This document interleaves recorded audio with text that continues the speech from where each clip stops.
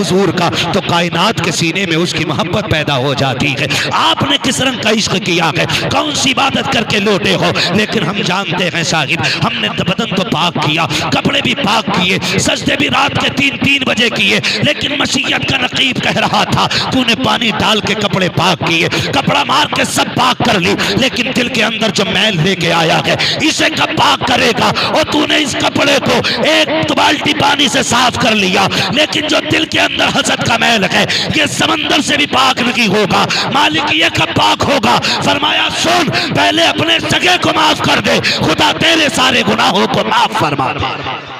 नारे तकबीर, नारे रिसालत, मसलके आला हज़रत खलीफे वैसे मिल्लत वहदत इस्लामी कॉन्फ्रेंस। वाह वाह वाह, बहुत उम्दा, सुभान अल्लाह। मेरे शेख सरकार रईसुल अत्किया फरमाया करते, एक दिन मैंने खुद कहा देखो इनकी बारगाह में जाया करो, कभी पूछा करो, बुजुर्गों के 2 जुमलों में पूरी जिंदगी होती है। 2 जुमलों में बात चल रही थी, हज़रत फरमा रहे थे, मुझसे कहने लगे मुफ्ती साहब कभी कभी बैठने का वक्त मिलता है या जाना होता, हम नसीहत कर हासिल करते हैं। हम कहते हैं हुजूर नसीहत फरमाए।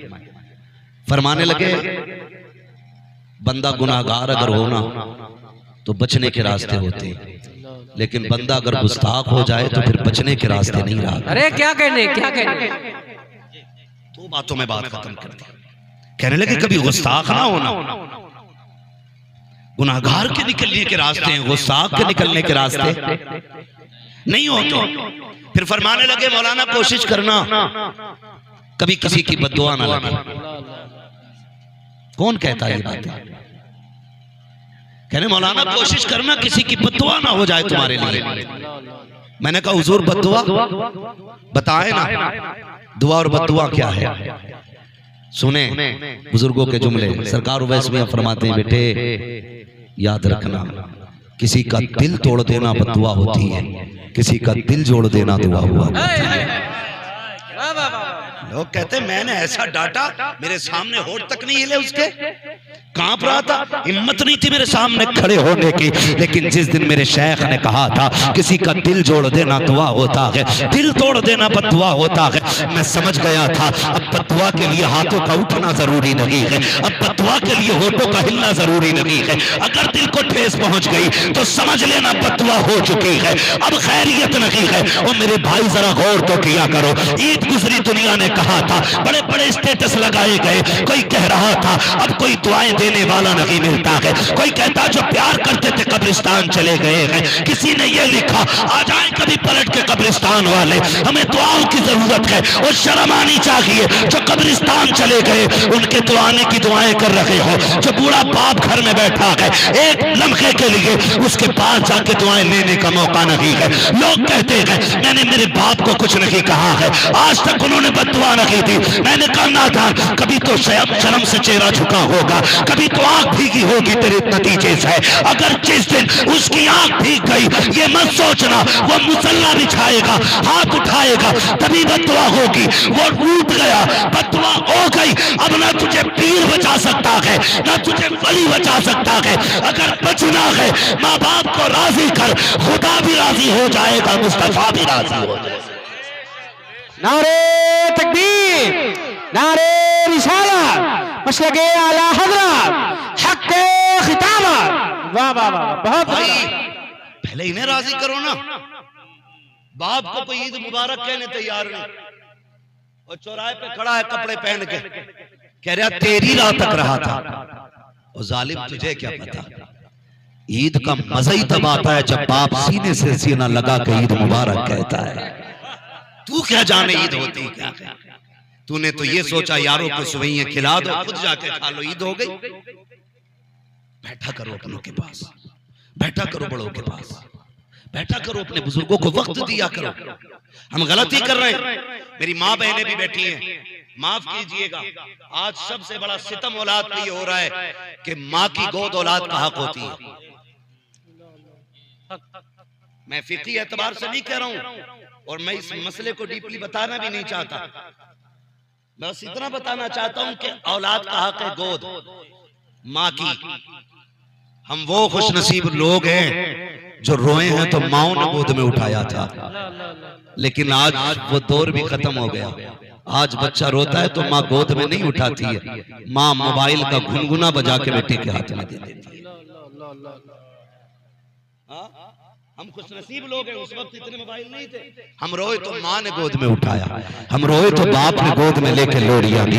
आज बच्चे रोते माँ मोबाइल बजा के दे देती है। अगर बहुत छोटा बच्चा है तो वो ये सोच के चुप जाता है ये कैसी आवाज आ रही है, और जब अगर समझदार बच्चा है तो वो ये सोच के चुप जाता है ये आवाज कैसे आ रही है। दोनों बच्चे हैरत में हो जाते हैं और उसी को देखने में लग जाते हैं। धीरे धीरे बच्चों ने होश संभाला, बच्चे आदी हो जाया करते हैं। ए मेरी बहनों, तुम्हें खुदा का वास्ता, तुम्हारे बच्चे रोया करें ना, इन्हें मोबाइल न दिया करो, इन्हें गोद में उठा के सीने से लगा लिया करो। याद रखिएगा, अगर तुम इन्हें आज मोबाइल दोगी, आज इनको तुम्हारी जरूरत है, तो ये तुम इन्हें मोबाइल से बहला रहे हो। कल जब तुम पे बुढ़ापा आएगा और तुम रोगे तो ये तुम्हें गोद में लेने के लिए नहीं आएंगे, तुम्हें सीने से लगाने नहीं आएंगे। जैसे आज तुमने इनके हाथ में मोबाइल दे दिया है, कल ये चैनल लगा के बाहर निकल जाया करेंगे। याद रखना, कोई म्यूजिक, कोई तस्वीर, कोई टीवी, कोई वीडियो तुम्हारे दर्द का इलाज नहीं होती है। आज तुम इन्हें सीने से लगा लो, बुढ़ापे में तुम्हारी औलाद तुम्हें सीने से लगाती है।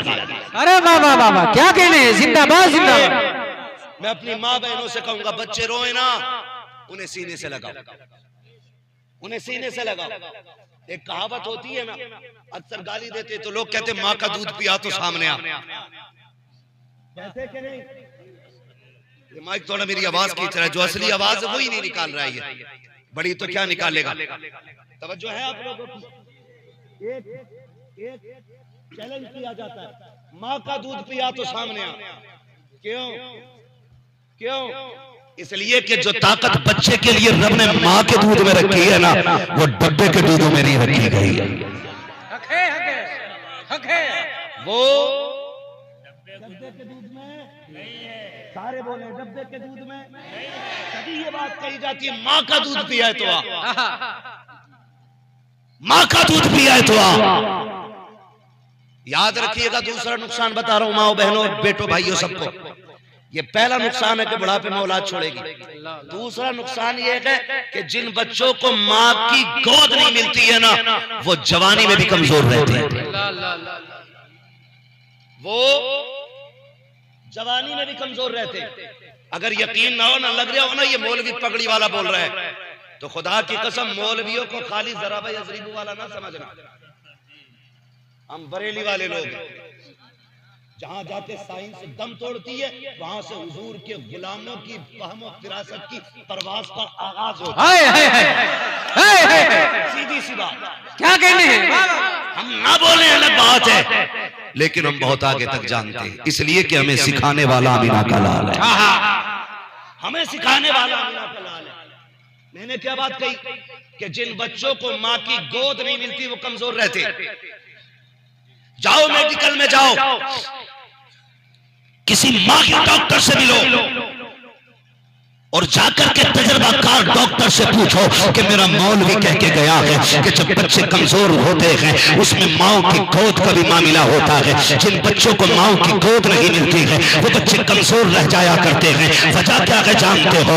उसका नतीजा भी आज समझिएगा। जब बच्चा पैदा हुआ तो उसको होश तो नहीं होता है, न उसे पेशाब का होश है, न उसे खाने पीने का होश है। बस इतना जानता है जब भूख लगती है तो रो देता है। जब रोता है माँ समझ जाती है मेरा बेटा भूखा हो गया है, बस रोने पे माँ दूध पिला देती है। लेकिन खुदा की कसम खा के बताना, मैंने भी अपने घर में देखा है, तुमने भी अपने घर में देखा है, वो बच्चा जिसकी उम्र 3 माह होती है, 4 माह बच्चे की उम्र होती है, जब बच्चा रोना शुरू करता है बिस्तर पे लेटा हुआ, फूफी आई गोद में उठाया, कहने लगी मेरा भतीजा रो रहा है, लेकिन बच्चा नहीं छुपा। फिर खाला ने दौड़ के लिया, लाइए मैं लेती हूँ, बच्चा फिर भी नहीं छुपा। दादी दौड़ के आई, कहा मुझे तो तुमसे संभाला नहीं जा रहा है, बच्चा फिर भी नहीं चुपता है। फिर दादी आ जाती है, नानी आ जाती है, हर रिश्तेदार के पास बच्चा जा रहा है लेकिन चुप नहीं रहा है। आखिर में माँ ने हाथ धोए, जिसके हाथ मिट्टी में सने थे या आटे में सने थे, तोड़ती हुई दुपट्टे से साफ करती आई, कहा लाओ जल्दी करो मुझे दे दो। जैसे ही दादी नानी खाला की गोद से बच्चा माँ की गोद में गया है, अचानक बच्चा चुप हो जाता है। मुझे बताओ तो सही, जिसे अपना नहीं पता है, जिसे रिश्तों का नहीं पता है, जिसे भूख और गंदगी का नहीं पता है, उसको कैसे पता चल गया है कि ये खाला की गोद थी, ये नानी की गोद थी, ये खाला की गोद थी। अब जिस गोद में आया हो ये मेरी माँ की गोद आ गई है। अरे जिसे खाला फूफी की पहचान नहीं उसे माँ की क्या पहचान होगी। लेकिन जैसी माँ की गोद में आया बच्चा चुप क्यों हो गया? तो सुनो, इस वजह से चुप हुआ है कि बच्चे के दिल की धड़कनों का कनेक्शन माँ के दिल से हुआ करता है। जैसी बच्चा सीने के करीब आया, धड़कनों ने धड़कनों को पहचाना, कहने लग गई चुप हो जा, जिसके शिकन में नो मार रहा है उसी के सीने से लगने का मौका मिल गया। नारे तकबीर।